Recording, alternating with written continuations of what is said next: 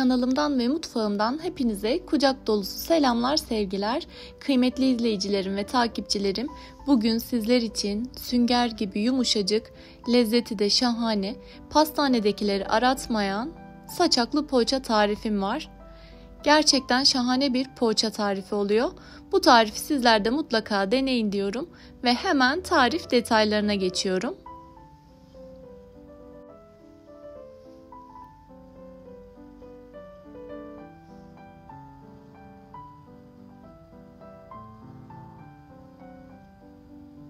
Derince bir yoğurma kabının içerisine 2 su bardağı ılık süt, 1 paket yaş mayayı ilave ediyorum. Kullandığım yaş maya 42 gram, kullanmış olduğum su bardağı ölçüsü ise 200 mililitre. Üzerine 1 çay bardağı toz şeker ilave ediyorum. Çay bardağı için kullanmış olduğum bardak ölçüsü 100 mililitre. Şekerin fazla olacak diye asla düşünmeyin. Pastanelerde hafif tatlımsı oluyor poğaçalar. Aynı o lezzette. Hatta puf puf yumuşacık olmasının sebebi de bu şekilde şeker koymamız. Üzerine 1 çay bardağı sıvı yağ, 1 tatlı kaşığı tuzu da ilave ettikten sonra spatula ile şöyle bir karıştıralım. Kullanmış olduğum malzemelerin tamamını açıklamalar kısmına ekliyorum. Detaylıca oradan da bakarak faydalanabilirsiniz. Evet, artık yavaş yavaş un ilave ederek hamurumuzu yoğurmaya başlayalım.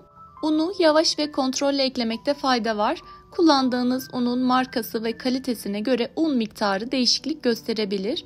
Yaklaşık 5-5,5 su bardağı kadar un yeterli olacaktır. Bu poğaçanın sünger gibi yumuşacık olmasının sebebi kullanmış olduğumuz toz şeker, suyun ılık olması ve hamurun yumuşacık yoğrulması arkadaşlar. Unu çok fazla ilave etmeyelim. Kıvamı videoda gördüğünüz gibi ele yapışmayan kıvamda, gayet yumuşak bir kıvamda olmalı. Birçok kişinin denediği ve hepsinden de olumlu dönüş aldığım bir poğaça tarifi arkadaşlar. Sizler de bu tarifi deneyin. Eminim evinizin favori poğaça tariflerinden olacak. Evet, son etapta elinizi biraz sıvı yağ ile yağlayarak hamuru toparlarsanız daha fazla un eklemeye gerek kalmadan yumuşacık bir kıvamda hamurunuzu bırakmış olacaksınız. Hamurun üzerini streç filmle kapatıyorum. Temiz bir bez örterek yaklaşık 40-45 dakika ılık bir ortamda mayalanmaya bırakıyorum.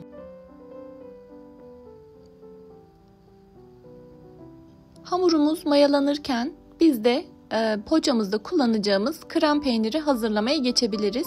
Yaklaşık 360 gram kadar krem peyniri kullanıyorum. Bir kaseye aktardım ve spatula yardımıyla şöyle karıştırarak kıvamını açıyorum.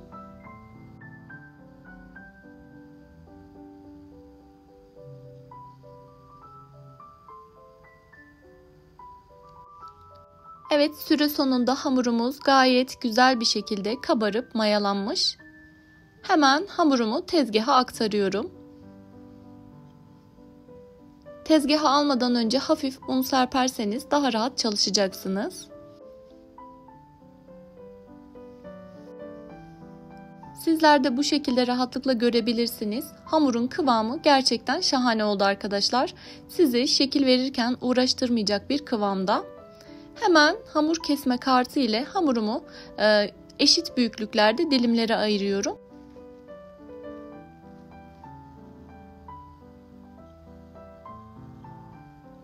Her bir parçayı elimizle yuvarlayarak beze haline getirelim.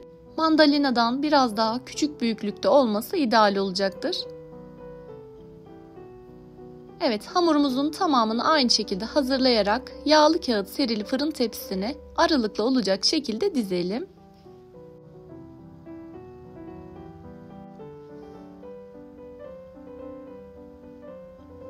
Evet, poğaçalarım hazır. Üzerini temiz bir mutfak bezi ile kapatarak yaklaşık 15 dakika tepsi mayası için bekletiyorum. Üzerinde kullanmak için 1 adet yumurta sarısı ve üzerine 1 çay kaşığı pekmez ilave ettim. Bu ikisini karıştırarak poğaçalarımın üzerine bolca sürüyorum. Poğaça yaparken tepside mayalandırma işlemi de önemli. Bu şekilde puf puf yumuşacık poğaçalar elde edeceksiniz.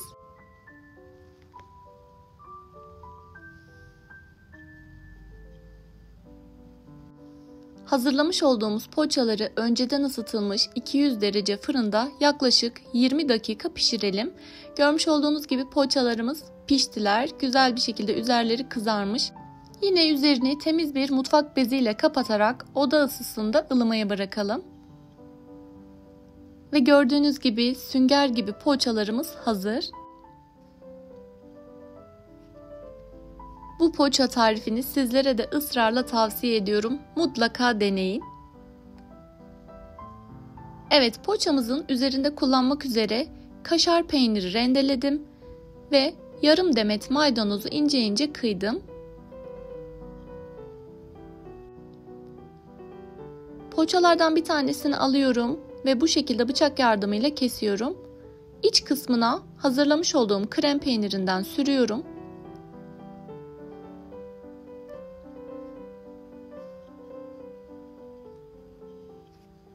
Hafif dış kısmına da bu şekilde sürerek kaşar peynirine ve maydanoza bu şekilde bandırarak poğaçamı tamamlıyorum. Sadece kaşar peyniri veya sadece maydanozlu da yapabilirsiniz bu poğaçayı, nasıl arzu ederseniz. Görmüş olduğunuz gibi içerisi de gayet pişmiş, puf puf yumuşacık bir poğaça tarifi oldu. Videomuz sonuna yaklaşırken buraya kadar izlemiş olduğunuz için hepinize ayrı ayrı teşekkür ediyorum. Umarım tarifimi beğenip keyif almışsınızdır. Deneyecek olan arkadaşlarımın şimdiden ellerine sağlık. Kanalıma hala abone değilseniz abone olmayı, yorum ve beğeni bırakarak kanalıma destek olmayı unutmayın lütfen. Hemen sizlere iç dokusunun kıvamını göstererek videomuz sonuna doğru yaklaşıyorum. Birbirinden farklı tarifler için kanalıma da bir göz atmayı unutmayın lütfen. Güzel tariflerde buluşabilmek dileğiyle inşallah. Afiyetle kalın, hoşça kalın.